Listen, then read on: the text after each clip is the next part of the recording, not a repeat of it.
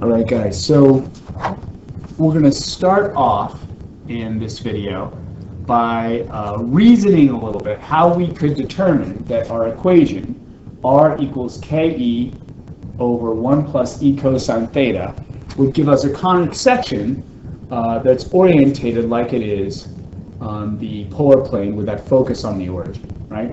So right here what we can say is that when we're looking at this conic section with the focus on the origin, the shortest distance from the focus to the conic section is going to be the distance from the focus to the vertex, right?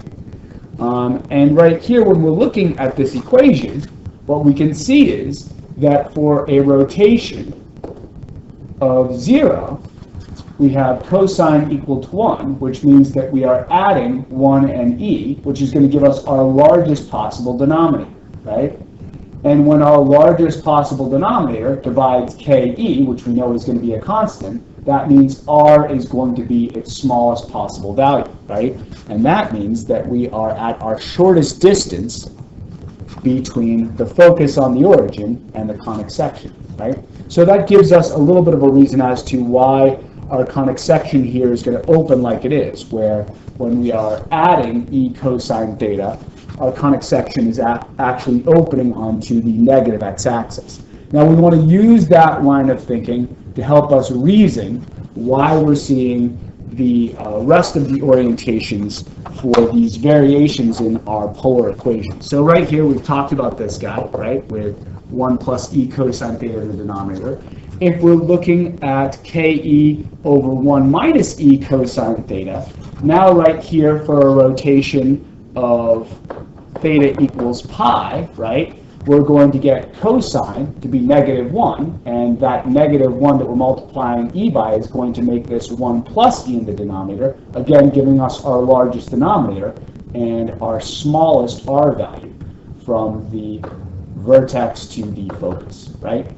Right here, when we're looking at r equals ke over 1 plus e sine theta, now right here, the rotation of theta equals pi over 2 is going to give us a sine value of 1, which is going to give us 1 plus e, that largest denominator. And here we're going to get, again, that smallest r value with that division of the largest denominator happening at a rotation of pi over 2, right? And that's, again, that distance from the focus to the vertex. Finally, right here, looking at ke over 1 minus e sine theta, it's going to be that rotation of theta equals 3/2 pi that gives us that largest denominator. When we multiply the -1 we would get from plugging in 3/2 pi into sine times that -e, we get 1 plus e in the denominator, largest denominator, smallest r, and that gives us right there that smallest distance of r happening at the rotation of 3/2 pi from the focus to the vertex, right? So this is a little bit of a reasoning behind why these equations are giving us the orientations we're seeing. And what we're going to do now is talk about graphing these conic sections on the polar plane with these equations.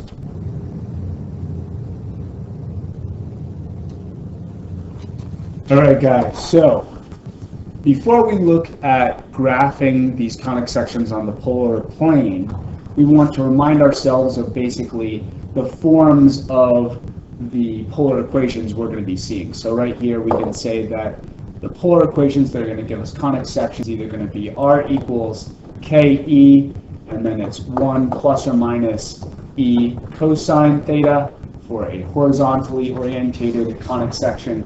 And for a vertically orientated conic section, we would say it's going to be r equals ke over 1 plus or minus e sine theta, right?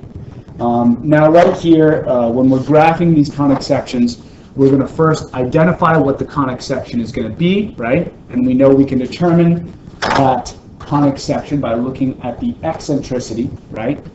And then we're going to determine the directrix, and then we're going to get a list of ordered pairs that will help us graph our conic section on the polar plane. So first, looking at our first equation here, r equals 2 over 1 minus 1/2 sine theta, we can immediately see that since we have this lead 1 in the denominator, right, we have our eccentricity as that sort of coefficient to the sine term in the denominator. So we can say our eccentricity is going to be 1/2 in this case, and that 1/2 is less than 1, which tells us that our conic section is going to be an ellipse.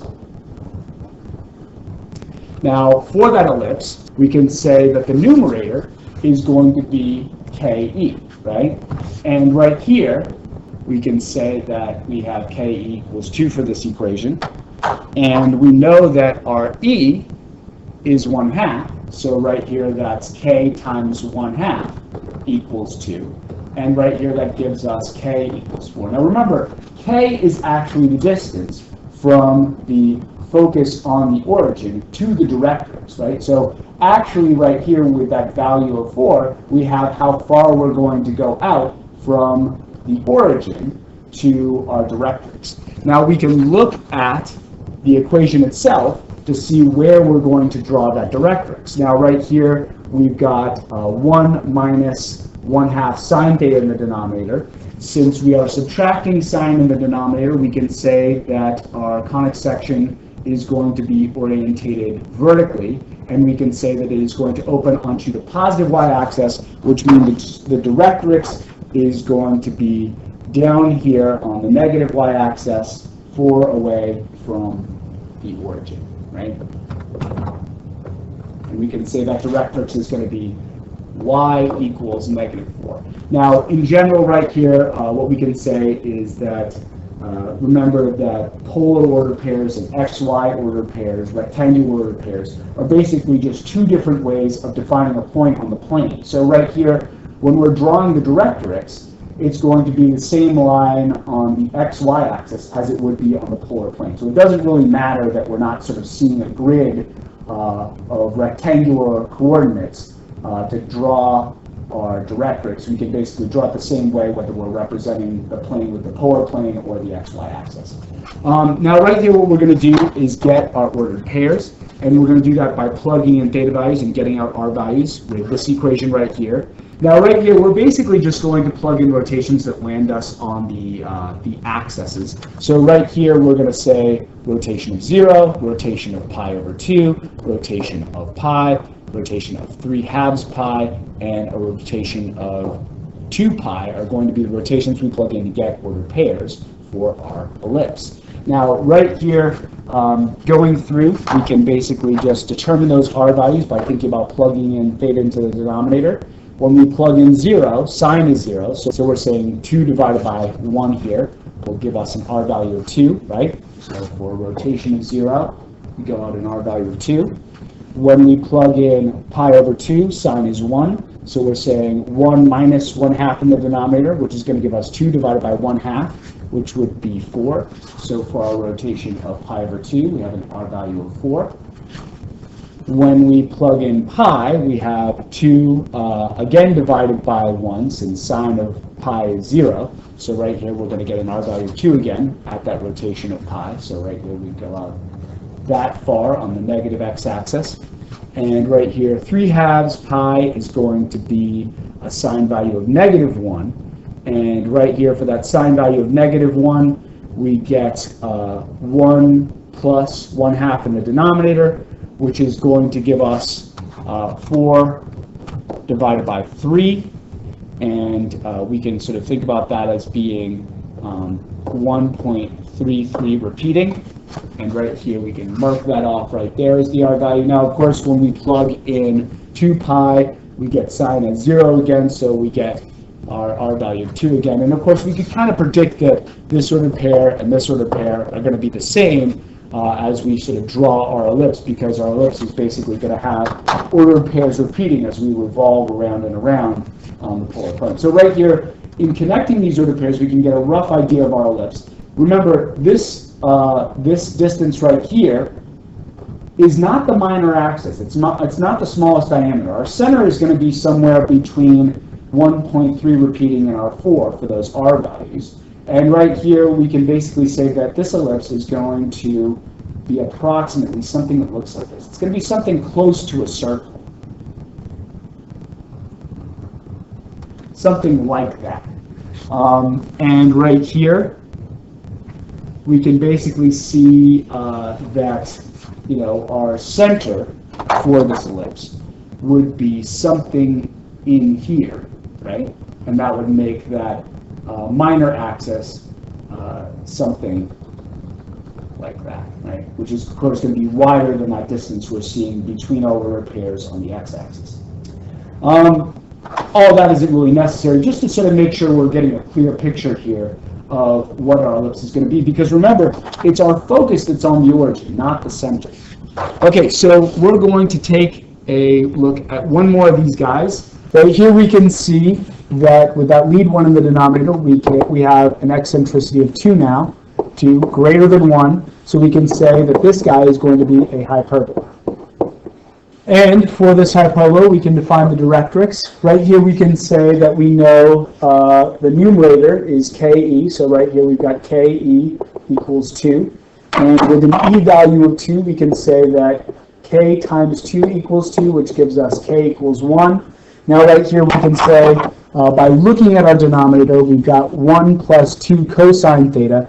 The fact that we've got a cosine tells us that we're opening horizontally, and the addition in our denominator tells us that we're opening onto the negative x-axis from that focus at the origin. So right here, with that k value of 1, we are going to have the line x equals 1 as the directrix to the focus at the origin.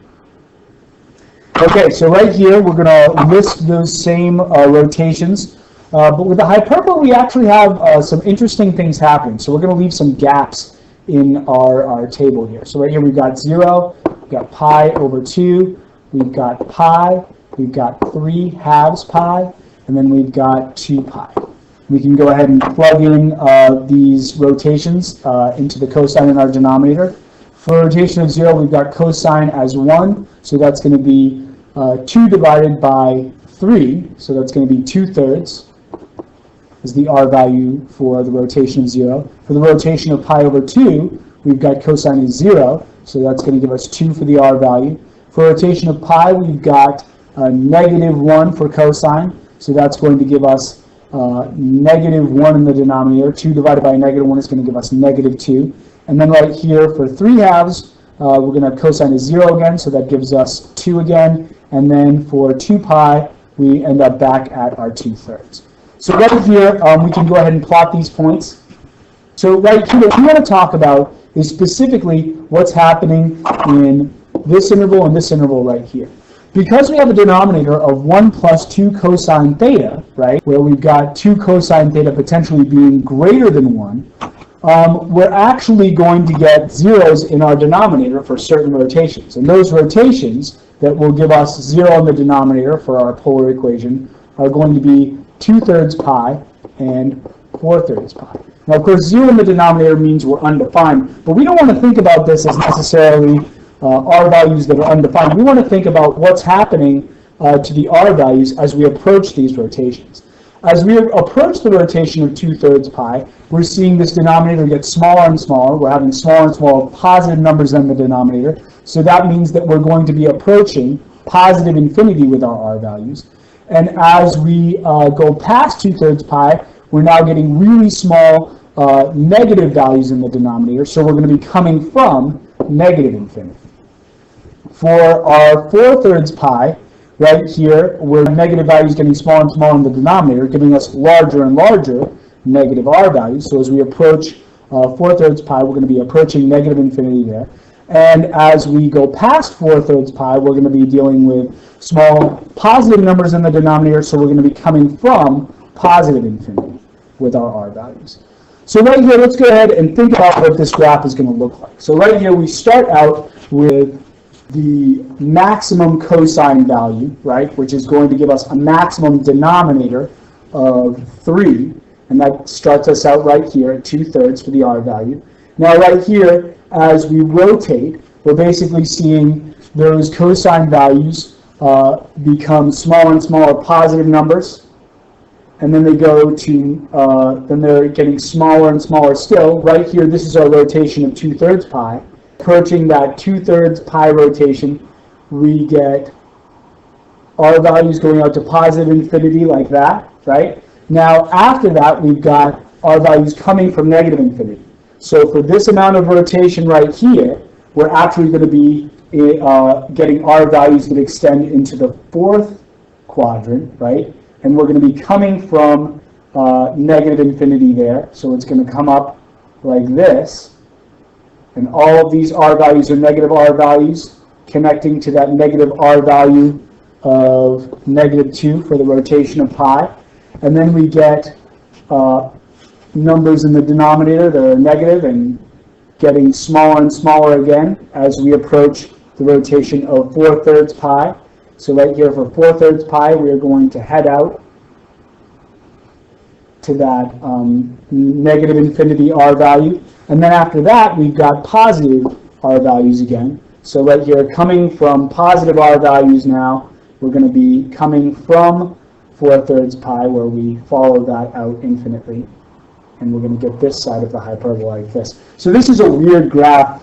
Really what we're seeing here is, of course, an asymptote on the polar plane. We talked about asymptotes as being straight lines, but we can also see them right here with this hyperbola shape. And we're also going to see them in the parabola, right? So we're going to let you guys graph some of these on your own now. Right here, I'm going to let you guys go ahead and determine what kind of conic section we have, find and graph the directrix, and then go ahead and graph that conic section. We're going to use just the rotations that land on the axes to give us an idea of the conic section. Right here, what we're going to see, though, with the eccentricity of 1 is that, of course, this is a parabola. Right? We've got the eccentricity of 1. And if we look at plugging in those rotations, we've got 0, pi over 2, pi, and then right here 3/2 pi, and then 2 pi. At a rotation of 3/2 pi, right here, we're going to get a -1 for our cosine, which is going to give us 0 in the denominator. So this is where we're going to see that asymptote, right? And it's going to look a little bit weird, but the fact that you know it's a parabola and you're going to be able to define these other points, as well as the orientation of that parabola, should give you an idea of what this guy's going to look like. So we're going to pause the video here and let you guys give these two problems a shot, and we'll come back to it in a second. All right.